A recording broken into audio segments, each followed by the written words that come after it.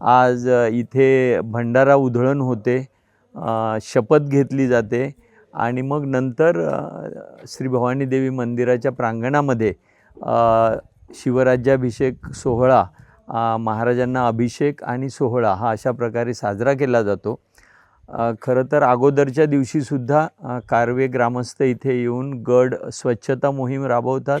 वेगवेगळे विविध कार्यक्रम, शाहीर पोवाडे आणि हे सगळे कार्यक्रम साजरा होतो आणि ढोल ताशांच्या गजरामध्ये हा राज्याभिषेक सोहळा आणि उत्तरोत्तर हे वाढत जाईल अशी. आणि आज आजी आमदार, सध्याचे विद्यमान आमदार आणि माजी आमदार राजेश पाटील साहेब आणि विद्यमान आमदार शिवाजीराव पाटील साहेब असे सर्वांनीच, सभापती, उपसभापती आणि सर्वांनीच उपस्थिती लावली आणि हा कार्यक्रम फार चांगल्या प्रकारे संपन्न झाला आणि आम्हाला पण पारगडवासीय म्हणून ह्याचा खूप अभिमान आहे. धन्यवाद.